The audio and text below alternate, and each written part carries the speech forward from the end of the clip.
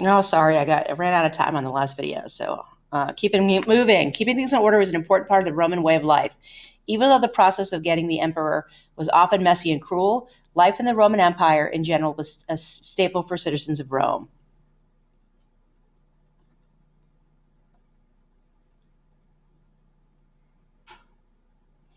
Roman society did not reflect the unrest and cruelty that often went along with the changes of emperor. Keeping life orderly was important to the Romans, and the effect was seen throughout the empire. In fact, the beginning of the Roman Empire was also the beginning of the time of peace and riches in the Roman Empire, known as the Pax Romana.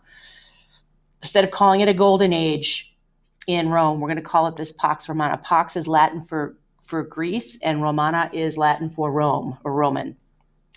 There was a strong sense of consistency between Roman cities, which were all designed and built to look similar to each other. All Roman cities had a theater, religious temples dedicated to various gods, aqueducts to carry water, and public bathhouses.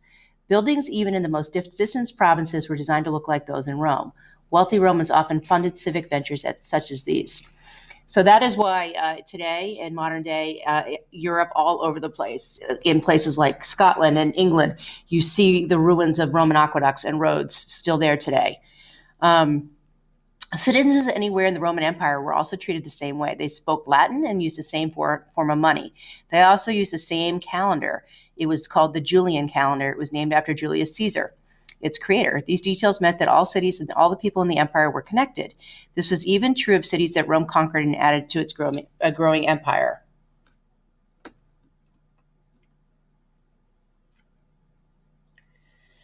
So, how did the empire expand? Many of the struggles within Rome ended during the Pax Romana. Rome continued its conquest of other cities and civilizations.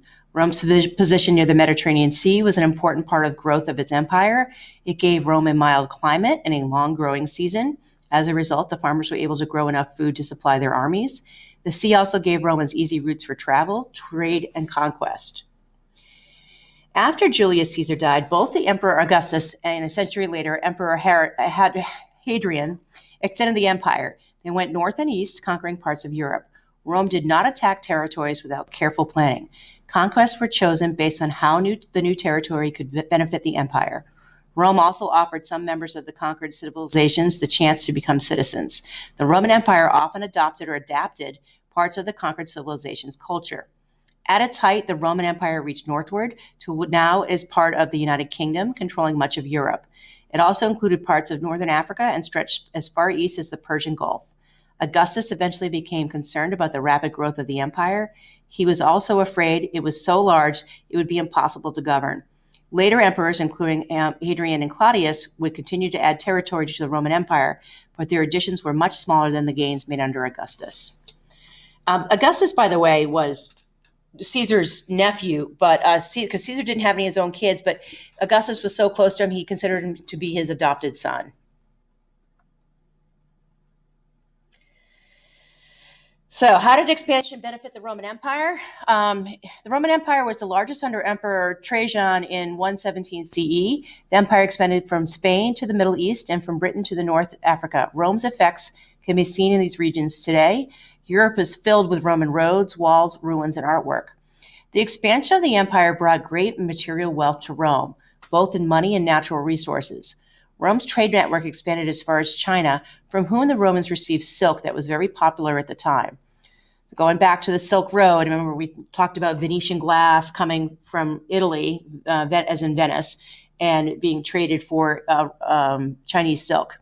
Rome's expansion also brought a great deal of intellectual and cultural diversity. The empire included Greeks, Celts from Ireland, Gauls from France, Egyptians, and Africans. Features of all their cultures were adopted and added to the new culture of Rome. Despite this diversity, the Roman Empire wanted to make the lands and its people had conquered Roman. Designing buildings to look the same in all conquered cities made the provinces look like Rome. The common language, money, religion, and the calendar made people speak and behave like Romans.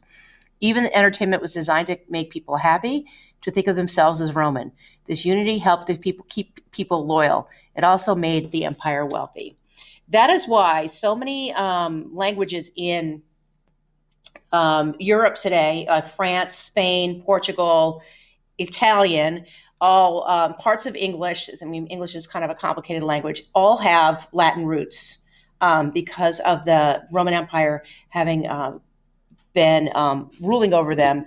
It got mixed in with their languages. So there you go. All right, so that's it, guys. I thank you for watching the videos and being prepared for class tomorrow, and I will see you then.